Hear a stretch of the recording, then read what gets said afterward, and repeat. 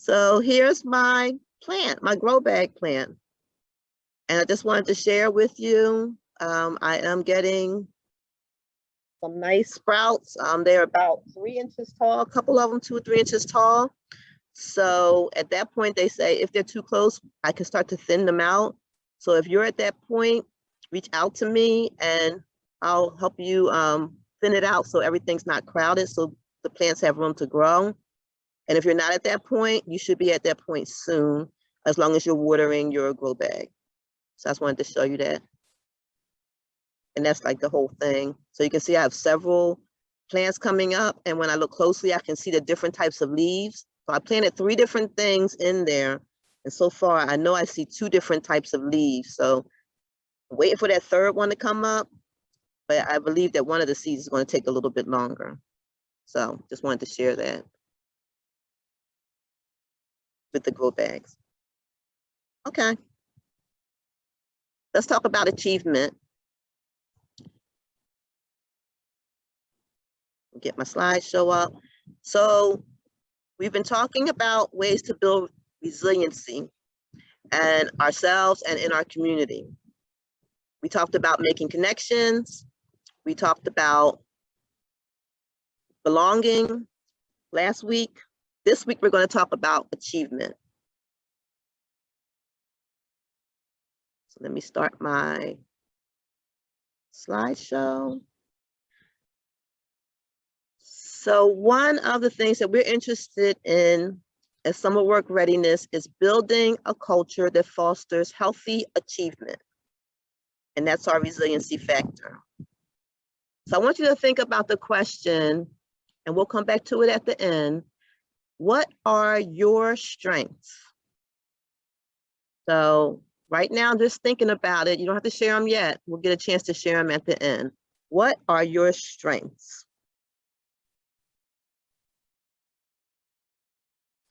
So what is a culture that fosters healthy achievement? It's a place where students or participants or workers are viewed and interacted with from a perspective of their value and strengths, not focusing on deficiencies or inabilities. A culture that fosters achievement or healthy achievement is where achievement is honored and celebrated. It's where achievement is relative. So it's not about comparing one person to the other, but your achievement may be different from someone else's, and it will manifest itself differently in each person. It's a place where the focus is on gains rather than comparison to the whole. So are you making progress? Is there growth? It's a place where corporate achievement or achievement of the group is emphasized while also acknowledging individual contribution. We recognize that every person has strengths, every person has capabilities, and every person has value. This is a picture, a graphic that's depicting what's called the multiple types of intelligence by a psychologist named, I believe he was an educator named Howard Gardner. And he talks about how we're smart in different ways. Some people are smart musically, some people are smart, book smart, some people are smart in the way they interact with people, some people are self-smart, some people are smart with their words, some people are smart out in nature, they just get it, they're out there and can just figure out everything. Some people are very logical and think in terms of systems and mathematically very analytical. And some people are very visual. So they have to see it. They have to, in order to understand, they learn by seeing. And the kinesthetic learner learns by doing, by touching with their hands. So that's important because a lot of times in our society, we've been made to feel like we weren't smart because we didn't fit in with the expected type of learning, the expected type of intelligence. So if you weren't good at math, then you weren't smart. If you weren't good at writing or speaking, then you weren't smart. And that's not true. That's what Howard Gardner teaches that's not true. We just have to be able to identify where each person is smart, and it changes. Some things you're born with and some things you learn over time. We want to foster a culture of achievement that motivates people to grow. So the goal that we're looking for is not achievement at the level of I've arrived and I'm here and you're not, but it's looking at how people grow. And just like our plants, some plants grow faster in certain ways, some plants grow, it takes a little longer to grow, but ultimately they grow. Fostering achievement begins with the individual story and not that of the expert or others. So it's not me who determines your achievement. It's not an expert who determines your achievement. It's not a teacher who determines your achievement, even though I know in our society with grades and tests and things like that, that's one way to measure achievement. But healthy achievement over time, you have to decide for yourself, what is achievement to me?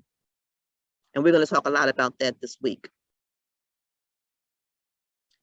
A culture that fosters achievement understands and demonstrates that the problem is the problem, not the person. So if there's something going on, I'm not sitting there hammering at the person, you didn't do this, you didn't do that, you should be able to do this, you're not smart. That's not a culture that fosters achievement. If there's a problem, we look at the problem. We don't blame the person. Some of the benefits of achievement, healthy achievement, is a sense of I can. In this culture, you should be made to feel like, in a healthy culture, you should be made to feel like I can, not I can't. So there should be supports and resources there to help you feel like you can achieve. You can grow. Another benefit is the recognition that engagement can make a difference in outcomes. So what you contribute does matter. There's nothing too small. There's no stupid question. There's no too many questions. Your engagement, your contribution makes a difference in the outcome of this group, in the outcome of this program, in the outcome of what we're measuring to indicate achievement. Your contribution matters. In this kind of culture, you will see an increase in self-esteem and empowerment. People are made to feel valued, just like in belonging, but now in terms of achievement, they're made to feel that their contributions are valuable. And another benefit is the development of an internal locus of control. And we talked about that, where you can take responsibility because you know you're not going to get slammed. You know you're not going to get ostracized or made to feel small or less than when you take responsibility even for a mistake or a failure. How does this relate to trauma and stress? Individuals impacted by stress and trauma may believe that they are not capable of achievement. Hold on a second.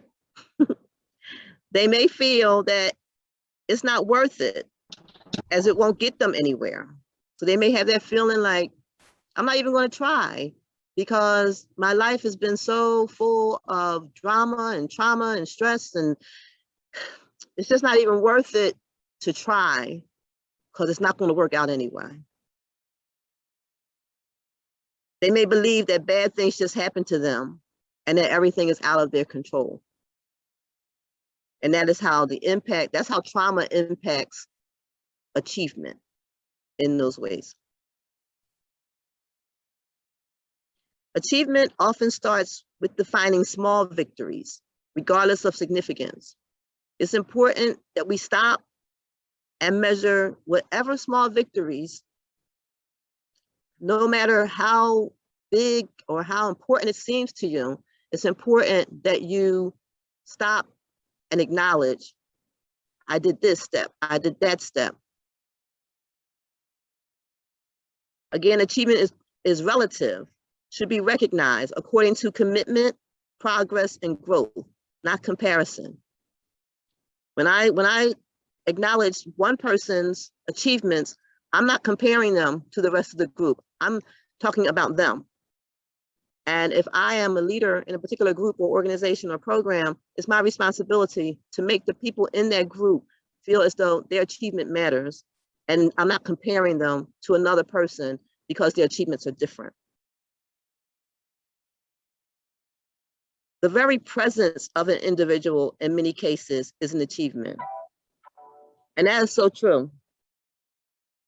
I am delighted and excited when you show up. Just you showing up, me seeing you here, me knowing that you're, okay enough to sign in today. Maybe things going on, but you were resilient. You pressed through those things. The very presence, that is an achievement. That is to be acknowledged. And that's why I say good morning. I ask you how you're doing. And I want to do it more. Sometimes my mind is all over the place because I'm getting texts and emails at the same time that we're coming in. But trust me, it matters when I see your name or your faces on this Zoom every day. It's an achievement. And again, achievements should be acknowledged and documented. Things like certificates, things like incentives, things like shout outs, praise. They need to be acknowledged and they need to be documented. And that's in your school, in your home, by yourself, on your job. And like Ms. Gaia said the other day, if you're at a place where these things aren't happening, it's time to question, do I belong in this place? Do they value me? Are they recognizing and acknowledging achievements or contributions that I bring?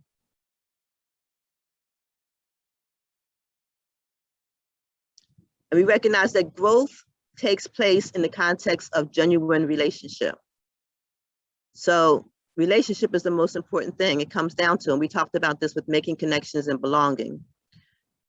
That's where true growth can take place, because if I don't have a relationship with you, I don't know how you measure achievement. If I don't talk to you, if I don't ask you, if I don't ask what your strengths are and ask you to recognize your strengths, then I don't know you. I don't have a relationship with you. So then how can I acknowledge? How can I document when you make an achievement? I'll miss a lot because I don't have a relationship with you. And I know it's hard with us being on Zoom, but I feel like a lot of you here, I do have a relationship, even through the text and through the times we meet, like we did at the aquarium, at the zoo, when we do get face-to-face meetings. And just when we have conversations on here, I get to know you a little bit, and it just makes it so much better when I do get to meet you face-to-face. When we're looking for compassion, we need someone who is deeply rooted, is able to bend, and most of all, embraces us for our strengths and struggles. And that is Brene Brown. She's amazing. I think she's a therapist. I'm not sure exactly what her title is, but I know she just does amazing TED Talks and videos. You can find her on YouTube if you type her in. She's done a lot of things with Oprah Winfrey. You'll just see her a lot of places, and she talks a lot about achievement, empathy, and compassion, as well as other topics. So I'm going to stop there. Related to this program right here, I feel like for me, I commend all of y'all because I know that you guys inspire me to achieve more, because I know that last year happened to be virtual was really, really hard for me. And then as we came into this summer, we still have to be virtual, but to see all of you guys coming back and it doesn't bother you gives me inspiration that I can hold on to virtual. So that is a big achievement. You guys are keeping this program good and running. So maybe look at it from that angle. Thank you.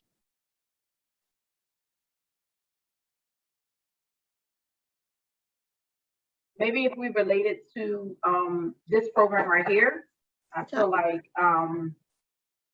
for me, I commend all of y'all because I know that you guys inspire me to achieve more, because I know that last year happened to be virtual was really, really hard for me. And then as we came into this summer, we still have to be virtual, but to see all of you guys coming back and it doesn't bother you gives me inspiration that I can hold on to virtual. So that is a big achievement. You guys are keeping this program good and running. So maybe look at it from that angle. Thank you. That's good. And while people are thinking about what they might want to share, Kayla says, I think it's better to be told when you're wrong so you can be better, because if you set a goal and meet it, that's what you're supposed to do. Okay, Kayla, can you give me a little bit more? I kind of understand where you're going.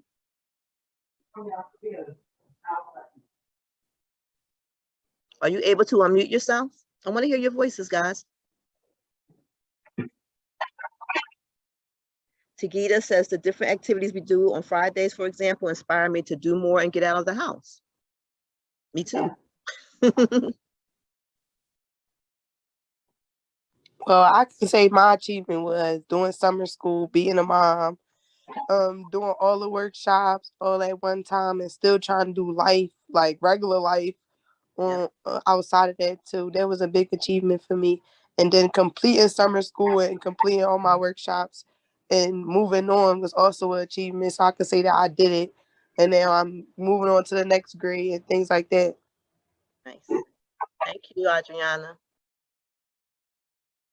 So what about strengths? I asked you in the beginning to list your strengths.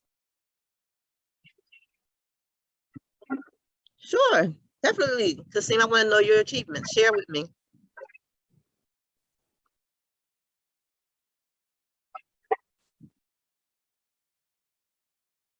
It's okay, Sanaya.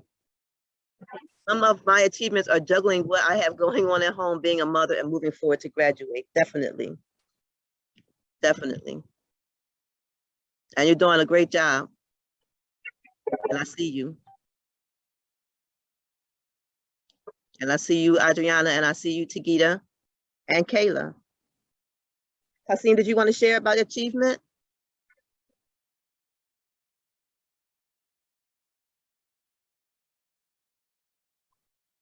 Adriana says, we are super moms. Yes, you are, for real. Yes, you are. For those of you who have children, super moms, super dads, showing up here, showing up for your kids. Just look at Miss Ikea, for example. She making sure her house and everything is cool in her house on the workshop, making sure she feeding into us what she got feeding to us. That's right. Haseen says, well, my greatest accomplishment would be acknowledging everything I was doing wrong and not pointing a finger at anyone but myself. And that is an achievement, and that's a great accomplishment. Can you, are you able to unmute yourself, Kasim, and say a little bit about that? Are you Yeah, good? it was just loud. Okay, that's okay. Go ahead. I can hear you.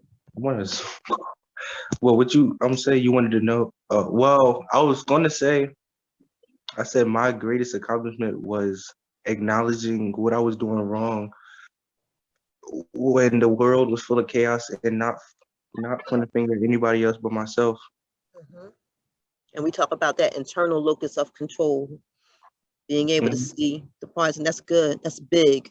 That's a big accomplishment. And I'm proud of you. Yeah, thank you. Thank you for sharing that.